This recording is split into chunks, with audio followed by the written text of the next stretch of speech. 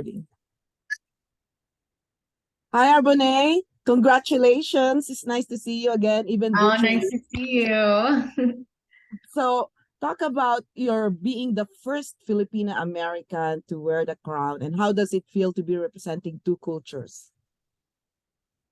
It's just an incredible honor. My heart is filled with joy to not only represent my culture and my country of America, but also my father's culture of the Philippines. I feel blessed to have two beautiful, dynamic cultures that have really taught me to be open-minded. And it's great because I can resonate with two different countries as well. And I just feel so much pride and support from both countries. So I'm very thankful for that.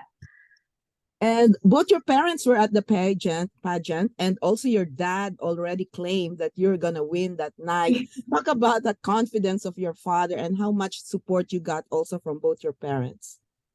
Yes, my father was extremely confident. After I won Miss USA, I had 3 months to compete for Miss Universe, and my dad was so sure every time I would see him that he would say, "You're gonna win Miss Universe." And even days when I was stressed out or I wasn't sure if I was gonna get everything together, my dad would still have that confidence. And it's just amazing to see that because he just believed no matter what. He had this little trick where he believed if he would find 5 pennies face up with the actual face on like a sidewalk or anywhere, he believed if he found 5 that it was his sign that I would win Miss Universe. And it was so random, but everywhere he was looking for pennies, and he actually found 5 pennies throughout that 3 months. And to him, that was the sign that I would win Miss Universe. And thankfully, it actually happened. That was very interesting. And how did you celebrate with your parents, and what did your brothers tell you after they said congratulations to you? First, when I first saw my parents, I gave them a hug, and it was just so nice to meet them on stage after the win. My brothers, the same thing. They congratulated me. I honestly don't remember too much of what they said because so much happened so fast, but I think it was something along the lines of "you did it" or "I'm so proud of you." And my 3 older brothers are just beaming with pride and joy. I'm their little sister and their only sister, so they're just really happy for this time in my life.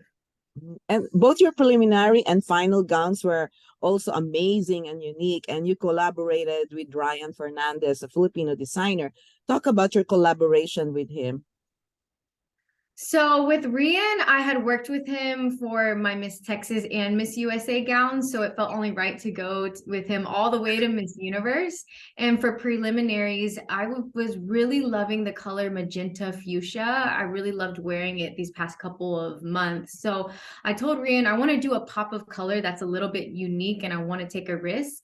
And I knew I wanted some sort of Shaw reveal moment. I thought it's all about performance for prelims and being memorable and entertaining. I really wanted to give the audience a show, and that was my goal. And with the colors for prelims, I kind of wanted to tie in Mardi Gras in New Orleans and how it's very colorful when you think about all the beads in the parade. So that was really the intention for prelims. And then finals, I wanted to do something completely different. I wanted to go all black because I don't think a lot of girls have won wearing black. So I said, let me do something bold, strong, and different and take a risk. And I really loved how he did the glass beaded fringe on the bottom because I was thinking about movement on stage. So I'm really happy how it all came out. I was a little bit unsure when I saw the gowns, and then I finally tried them on in person, and they really grew on me. But when we were backstage, I saw also touches of blue on your gown. At the beginning, it was all black, but then I saw. Did you just add that in the last minute? How did that happen? That's right. So after I saw that the Force for Good crown had a lot of blue in it, that's when I contacted Rian and I was like, hey, let's add some blue up top because I wanted it to match with the crown. Oh, wow, amazing! And talk about your cape, and what was your inspiration for the cape and the national costume? Well, how was it So made in the Philippines? okay, yes. National costume was made by Patrick Isarena. He also made my costume for Miss USA.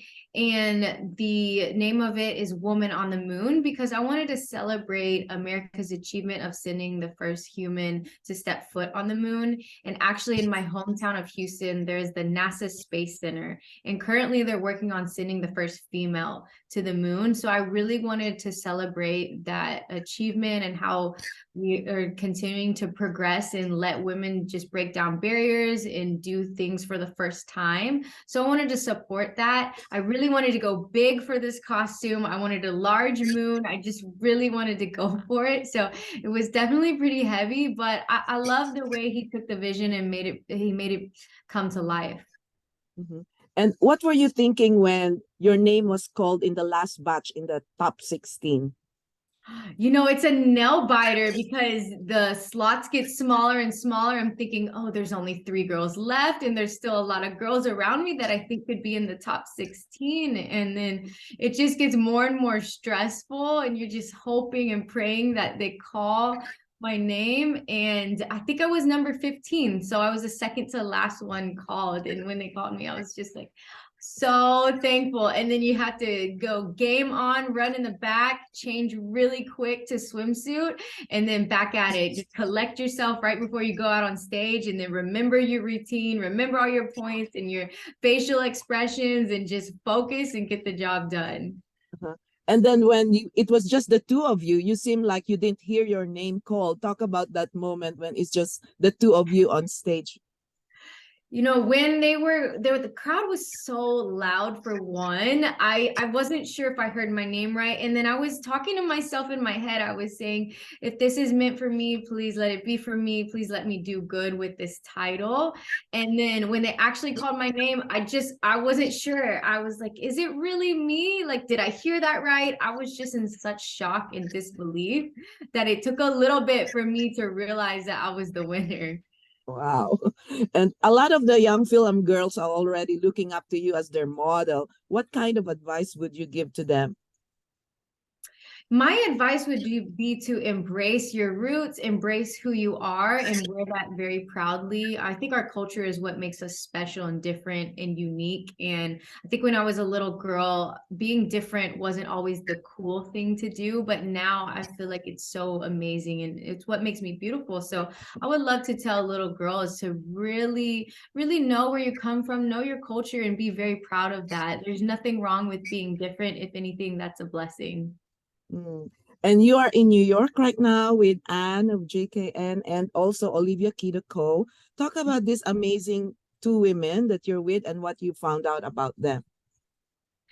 Yes, so I've been able to spend a little bit of time with them, not as much as I'd like to because they've been very busy, but I look up to both of them as businesswomen because they're self-made and they've made a lot of great decisions in their life to get to the point that they're at.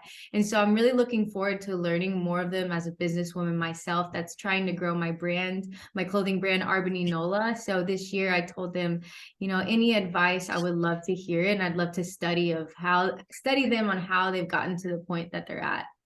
Mm.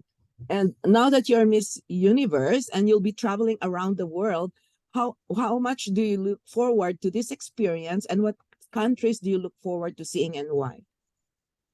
I look forward to it every day. I think this is going to be a roller coaster with lots of ups and downs, and it's going to be very fast. So I want to take it all in and definitely always stay grounded and be thankful because this is a once in a lifetime experience. I'm not sure of all the countries I get to go to, but right now I know I'm going to Indonesia and Thailand soon, which I love Asia. I love Southeast Asia. I'm hoping to visit South America because I've actually never been there. So anywhere I go, if I have or haven't been there, I know it's going to be a great experience to hopefully connect with the culture, do some advocacy work, hopefully meet with different artisans and see what's going on in that fashion industry, and hopefully make a change or impact there.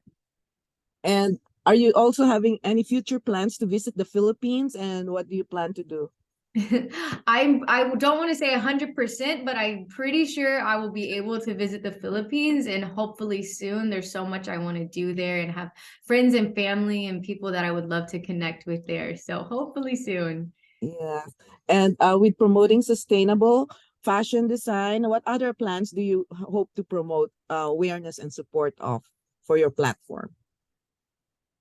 Well, I know that Miss Universe organization always works with Best Buddies and Smile Train, which I've been fortunately been able to work with them as Miss USA these last 3 months. So continuing to work with that, as well as sewing workshops. I actually had somebody from the Philippines invite me to their school to teach a workshop, and that's something I've been doing this past year, whether that's just showing students how to sew or how to get an idea and make it into a reality. Or I've been talking lately about the importance of accepting failure and using that to our advantage. So any number of those things I would love to have the opportunity to share more on as I travel. Mhm. And so have you tasted your favorite halo halo and ensaymada already? Halo halo, not yet, but I actually had about 3 different ensemadas this morning and they were delicious. Oh my. Well, I wish you more luck and success, and we're looking forward to interviewing you again next time. Oh, I look forward Congratulations. to it. Thank you for having me, and I hope to see you in the Philippines. Yes, thank you, Arbany. Thank Thank you. you.